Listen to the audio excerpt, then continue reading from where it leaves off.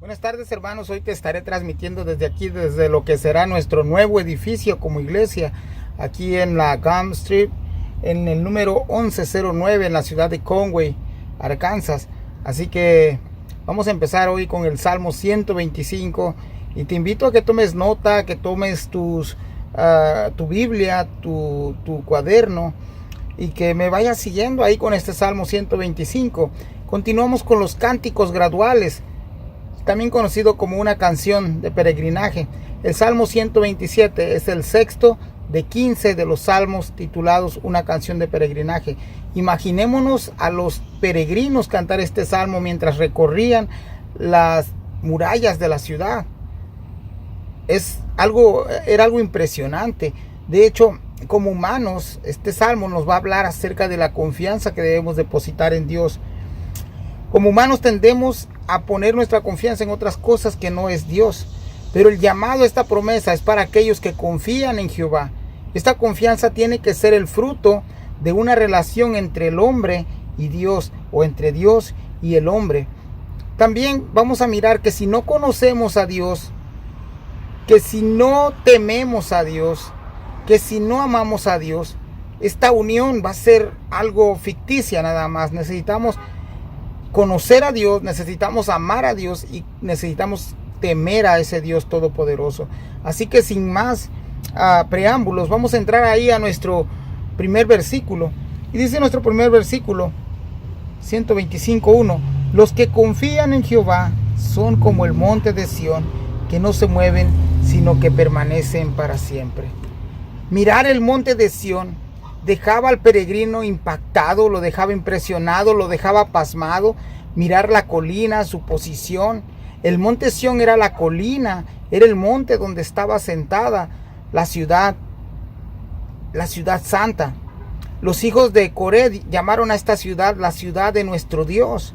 En el Salmo 48:2 también los hijos de Coré llamaron a esta ciudad la ciudad del gran rey, haciendo referencia a que la presencia de Dios estaba en ese lugar. ¿Te puedes imaginar cómo es ese lugar? ¿O cómo era este lugar? Era una fortaleza, era un lugar inamovible, era un lugar de refugio, era un lugar perfecto para aquellos que buscaban la protección de Dios. Una de las cosas que nosotros podemos estar mirando aquí en esto es cómo el salmista va a comenzar de una manera poética a decirnos cómo nosotros debemos de tener esa confianza en Dios. ¿Y qué pasa cuando nosotros tenemos esa confianza en Dios? Nuestras convicciones se vuelven sólidas, nuestra fe también. Miremos que cómo son aquellos que no temen a Dios. Vamos a hacer ese contraste entre los que temen a Dios y los que no temen a Dios, entre los que confían en Dios y los que no confían en Dios. En Mateo 7:26, ve conmigo ahí, toma nota. Mateo 7:26 dice lo siguiente. Mateo 7:26. Y esto es Jesús hablando.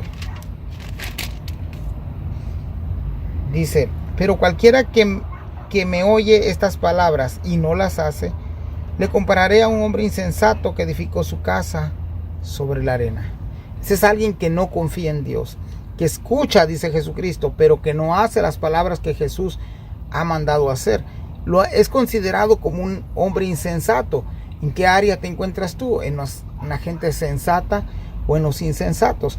También Isaías 57:20. Regresa ahí conmigo al Antiguo Testamento. En Isaías 57:20 también nos presenta cómo son estos hombres que no confían en Dios. Dice el 57 de Isaías 57:20: pero los impíos son como el mar en tempestad, que no pueden estarse quietos y sus aguas arrojan cieno y lodo. Son personas de doble ánimo, son personas inconstantes, nos dice también la Biblia, que un día dicen una cosa y otros días hacen otras cosas. Entonces debemos de aprender a ser esas personas que confían en Dios. De hecho, muchos de nosotros, los que hemos confiado en Dios, a veces nos mostramos ese lado de de estar dudando de nuestro Dios. Debemos de afirmar nuestra fe, nuestras convicciones en quien hemos confiado. En nuestra vida espiritual tenemos también que fortalecernos. El Espíritu Santo de Dios ha repartido dones, los cuales nos pueden fortalecer en nuestra fe. También, al igual que los peregrinos, debemos de ser como esos montes, que seamos estables, maduros, cambiar nuestra manera de pensar. Romanos 12:2 nos dice eso. Vayamos a Romanos 12:2.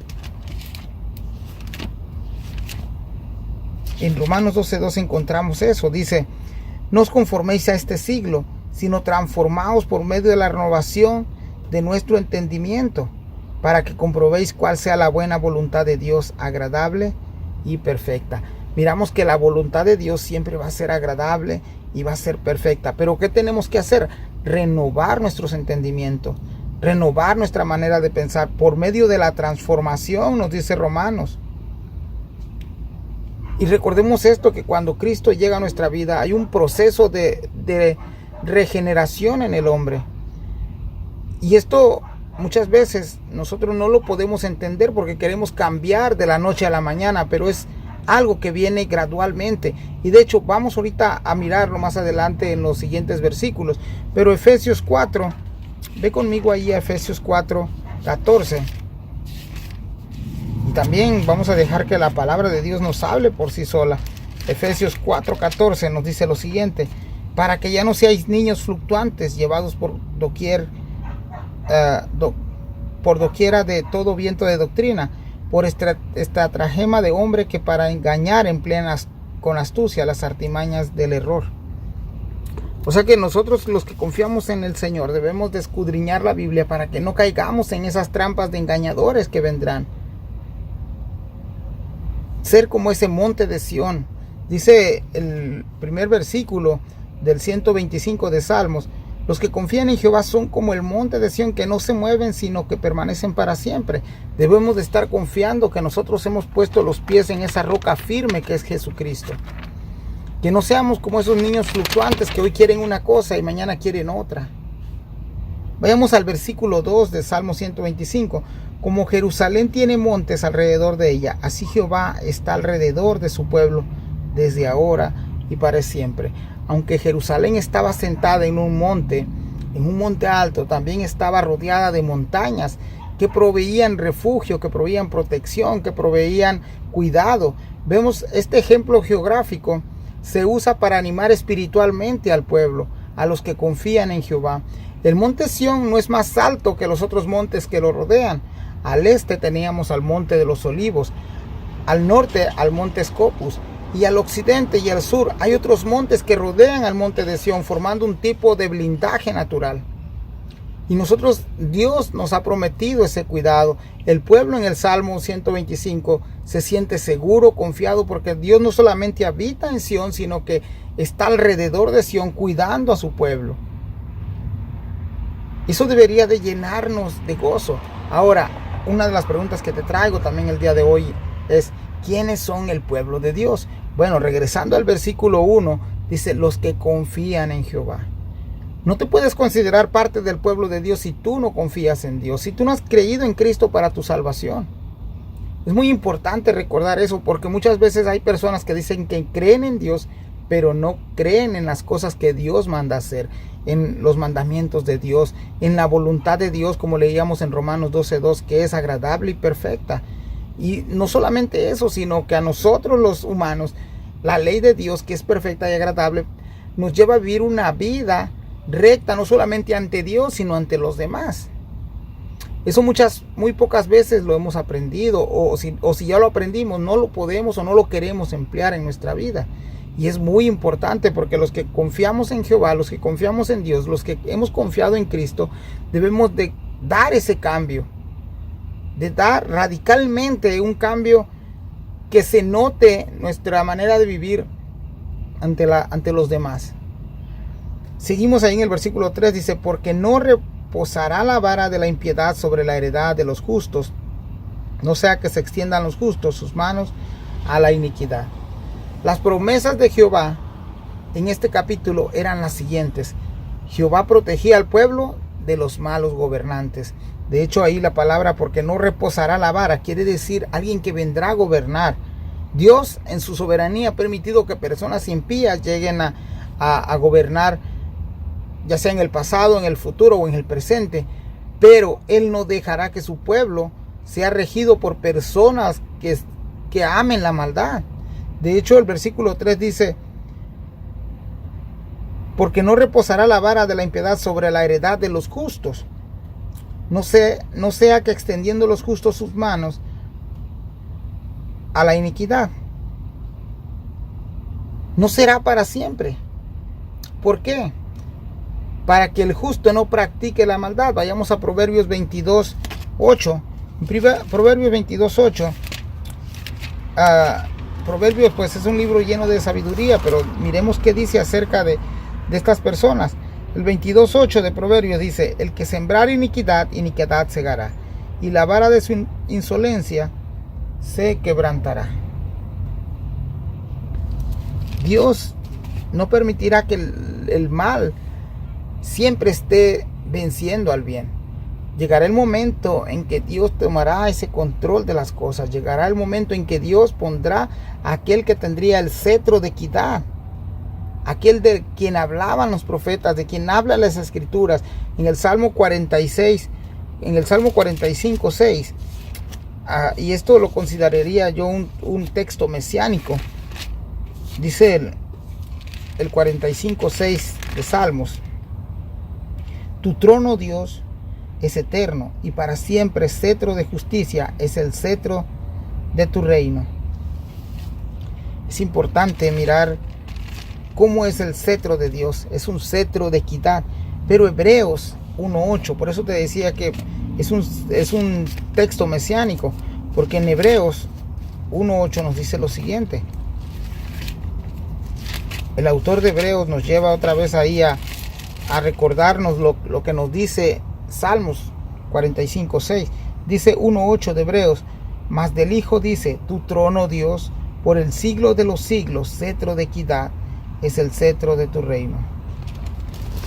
Dios había prometido un cetro de equidad, alguien que vendría a impartir justicia, alguien que vendría a impartir imparcialidad, alguien que haría lo recto delante de Dios, y eso se va a cumplir ya. De hecho, nuestro reino con Cristo Jesús se ha inaugurado, pero llegará ese día que Cristo tome el control ya de todas las cosas y vendrá a ser un reino justo, equitativo, con justicia, con rectitud, que agrade a Dios.